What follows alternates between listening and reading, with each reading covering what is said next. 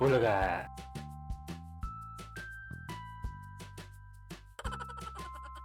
Hey guys, it's me, Adrian, back with another video. So today, this will be my very first unboxing video. And unang-una guys, pasensya na sa itsura ko ngayon. Medyo hindi ako presentable tignan. It's because of this long hair. Pero wag kayong mag-alala kasi nandito na yung kasagutan sa magulo at mahabang buhok na ito. So in-order ko to nung last 11/11 sale sa Shopee.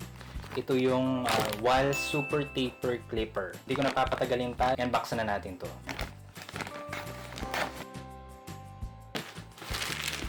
There. Dalawa actually yung in-order ko. Isa yung mismong clipper and isang Wahl oil. Last time na nagpagupit ako was January 2020. So ito yung Wahl Clipper Oil. So, meron kasi ako dito yung Singer oil pero according to sa mga nabasa ko, hindi daw siya advisable para gamitin sa clipper. So, mga 10 months na akong hindi nagpapagupit. Kaya excited akong bilhin to para finally magupitan ko na yung sarili ko. Actually, takot akong magpagupit because of the virus. Well, mahirap talagang ipatupad ang social distancing sa barbershop, diba? Kasi kailangan talaga nakadikit sa'yo yung barbero hanggang sa matapos kanyang gupitan. Dito ko siya binili. Ito yung seller, Boss Barber online store. Ayan, okay naman yung packaging niya. As you can see, secured naman siya. Para sa mga nagbabalak rin bumili nito, the price of this is 4,195 pesos. Wala pa dun yung shipping fee. Papakita ko na lang sa screen yung total price ng binayaran ko. For this 2 kailangan na kailangan to kasi if gusto mong tumagal itong clipper na to, kada bago mo siya gagamitin, you need to put oil on the blades. Okay. There you go. Bakit Wahl yung pinili ko? Actually, wow.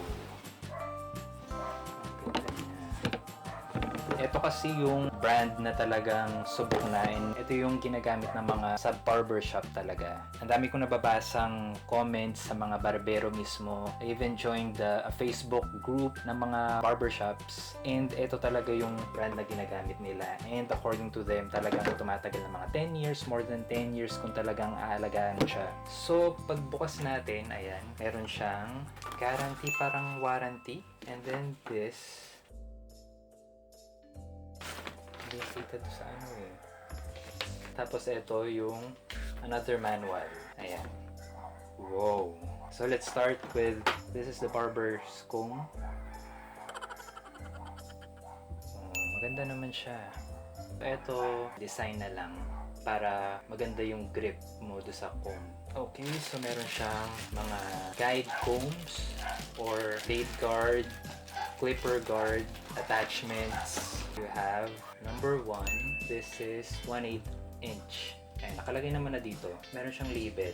Number 4, 1/2 inch. Tapos number 2, and number 3. Ang alam ko lang dito kasi kapag nagpapagupit ka, tatanungin ka ng barbero kung 1, 2, 3 o 4 ang gusto mo. So, ang una kong sinasabi of course itong 4. So, yan yung paganyan 1/2 inch yung gupit niya. Okay? Meron siyang kasamang clipper oil, kaso maliit ang clipper oil niya. So, ubos to agad. And then, meron din siyang kasamang brush ng blade, pantanggal ng mga buhok-buhok. Pwede to or kung mayroon kayong toothbrush kasi sobrang liit rin nito. So, eto na. Finally. Ayan. Meron siyang blade guard. Itong red na to, pwede natin siyang tanggalin. Ayan, nakalagay dito, made in USA. Meron na siyang reminder dito na sabi niya, keep blades oiled. So, pati dito, meron din siyang Wahl USA. Itong blade na yan, it's chrome-plated and rust-proof. By the way, this is corded and it's 220 volts. On the side, nandito yung power screw niya. So you can adjust this para mas efficient yung pag-cut ng blades. So let's hear the usual sound of this. Let's make sure na naka-turn off muna siya. So at the same time, o-oilan ko na rin siya. To put oil, position your trimmer downwards. Tapos, 3 patak to dito on the teeth of the blade. So 1, 2, 3, and then tig isang patak dito sa may bandang foot niya or heel of the blade. Then turn it on. Make sure naka-position pala tong lever on a closed position. So pinakataas. And then turn it on.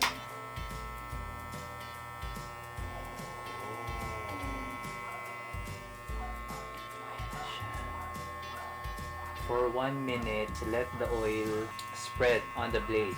So ito yung lever na sinasabi ko. Pag nakataas siya, naka-close yung blade. Kapag nakababa siya, naka-open yung blade. Pag naka-closed position kasi, ibig sabihin, mas pudpud yung gupit niya. Kapag naka-open, mas longer yung strands na may iwan na hair. Okay. Let's try it with an attachment. Halso mo lang siya doon sa teeth na ganyan, and then ayun, snap. So, with or without the attachment, pwede mo pa rin i-open close tong lever.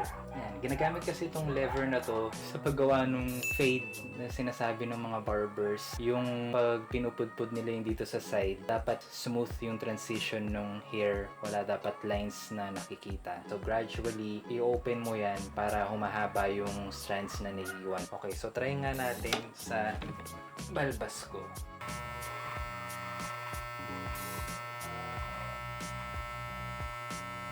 Wow!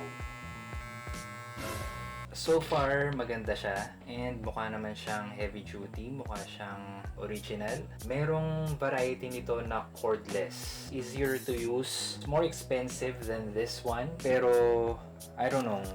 Mas feel kong gamitin to kasi ito yung nakikita ko sa mga barbershops na pinagugupitan ko. Yung cordless, may lithium battery kasi siya eh. For me, kahit na medyo mahirap gamitin to, mas prefer ko pa rin yung may cord kesa sa corded kasi feeling ko pag na-overuse na yung battery nun, baka hihina na siya. Pero ito, since corded siya, ito na lang talaga yung hintayin mo mag-wear and tear. Itong mismong machine niya. Yung kasi pag na-worn out na yung battery niya, kailangan mo na naman palitan. So, ito, mas less yung parts na pinapalitan mo. Kailangan mong punasan yung excess oil niya and make sure hindi sobra-sobra yung oil na ilalagay mo para hindi pumunta sa motor. Kasi if that happens, pwedeng maapektuhan yung performance ng motor. Yun. Kailangan mo siyang lagyan parati ng oil itong blade para ma-prevent yung pag-overheat and of course, para mas efficient yung cutting niya kasi pag well lubricated siya, mas less yung friction. Mas less yung friction, mas less yung tendency niya na mag-overheat. Kasi habang ginagamit to, umiinit siya eh. So abangan nyo yung next video ko wherein I will cut my own hair. I'm thinking of Korean style, K-pop style na hairstyle.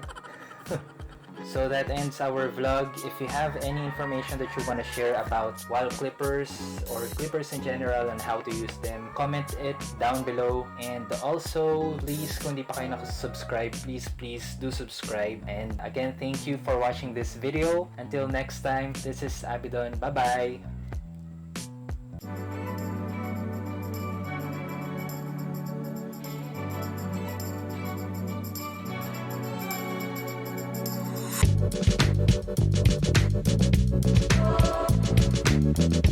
Thank you.